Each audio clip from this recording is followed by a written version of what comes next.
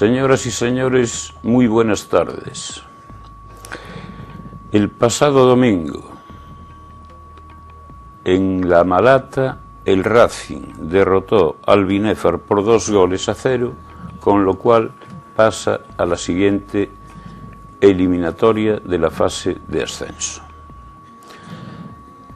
Los equipos alinearon de la siguiente forma. Por el Racing lo hicieron Pablo Gómez, Borja Facal, Pumar, Santi Silvar, Antonio, Juan Martínez, Céspedes, Porati, Pablo Rey, Felipe y Marcos Suárez.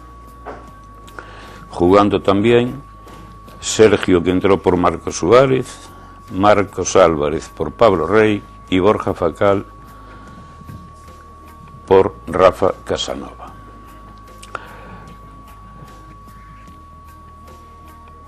Vieron tarjetas amarillas en el Racing Borja Facal, Céspedes y Porati. Los goles del Racing fueron marcados por Pablo Rey y Céspedes, mientras el Binéfar alineó con Nelson, Usal, Didaz, Recio, Beltrán, Perea, Juste, Seidi, Jordi Martín, Armengol o Ermengol. Me cabe la duda porque en el partido de vuelta era Ermengol y aquí ponen Armengol. Y Romero. Jugando también Petro, que entró en lugar de Jordi Martín. Nada más iniciarse el encuentro, Marcos Suárez dispuso de una buena ocasión, pero el portero envió el balón a córner. Por su parte, el Binéfar, bien situado sobre el campo con un 4-4-3, trataba de enfriar el encuentro para evitar los intentos del Racing, y así se llegó al minuto 16, en el que se produce una falta a unos 3 o 4 metros fuera del área visitante, lógicamente. La lanza Pablo Rey salvando la barrera y la introduce por la escuadra izquierda, poniéndolo 1-0 en el marcador. Las cosas no podían ponerse mejor.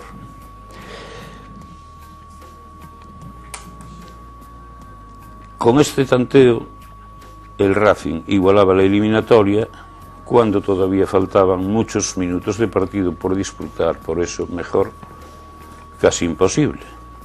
Pero cuando parecía que las cosas se ponían francamente bien, el gol, en vez de tranquilizar a los jugadores del Racing, pareció que hizo el efecto contrario.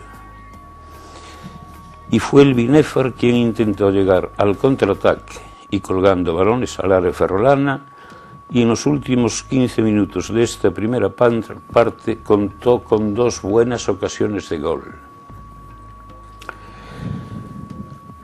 Yo tengo que confesar que me tardaba que se llegase al descanso porque las cosas las veía bastante mal.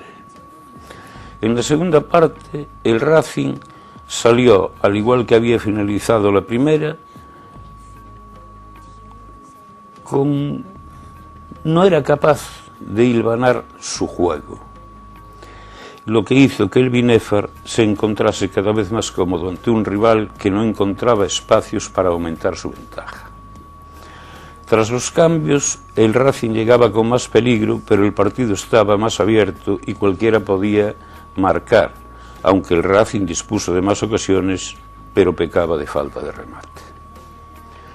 El Binéfar jugaba con toda clase de estrategias para que el tiempo pasara en espera de un contragolpe que igualara el partido o, en su defecto, llegara a la prórroga. Pero cuando todo parecía que tendría que llegarse a la prórroga, después de que un excelente disparo de Juan se estrellase en el poste de la portería del Binéfar, una jugada en el minuto 92, o sea, en el segundo ya de descuento, le dio el triunfo al equipo ferrolano y el pase a la siguiente ronda. Fue un disparo de Porati desde el borde del área que no llevaba peligro alguno. El balón llegó a Céspedes, que le tocó con el tacón, y tras tocarlo el portero, se introdujo en la portería del Binéfar ante el delirio de todos los jugadores y aficionados presentes en la Malata. Yo creo que todos cogimos aire porque la cosa estaba fea, fea de verdad, aunque en la segunda parte se había mejorado.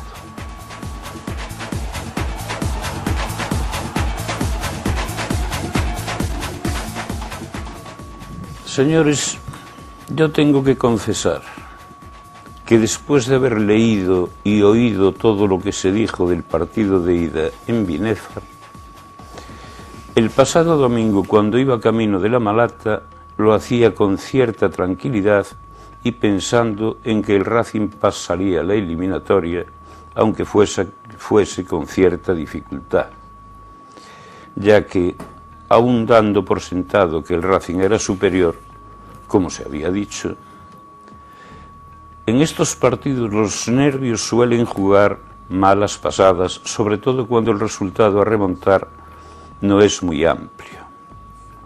Sobre todo, ya digo, cuando el resultado no es muy amplio, como era el caso. Aunque podía ser peligroso al no haber marcado un gol en campo contrario por ese valor doble.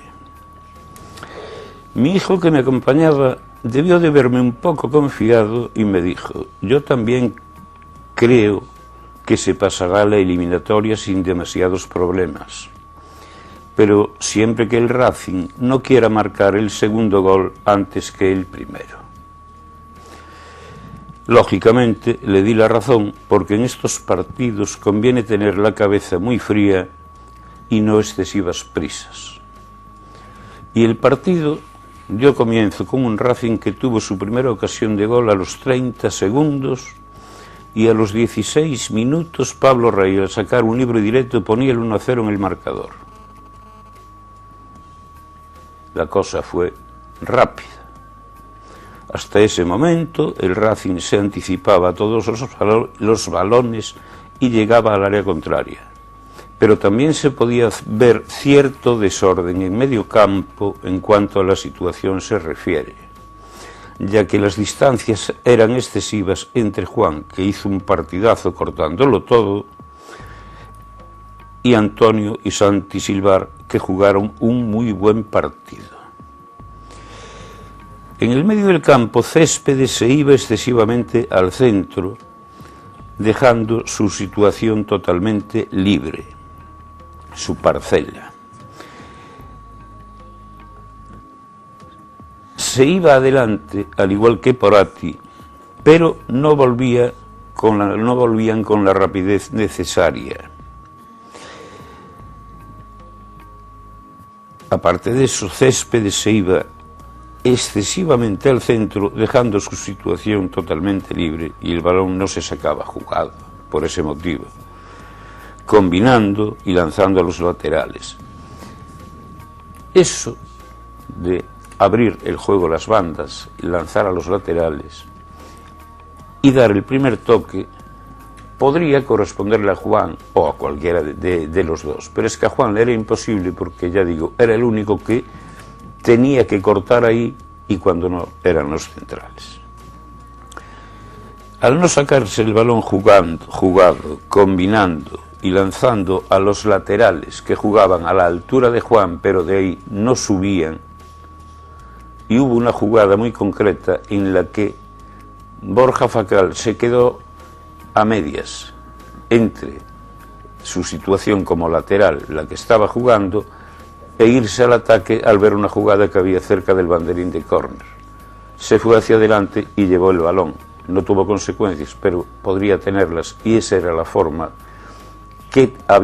con que había que jugar con los laterales, subiendo mucho, ya que se estaba jugando con dos puntas, y los dos puntas de centro. Felipe entre los centrales y Marcos Suárez a su izquierda.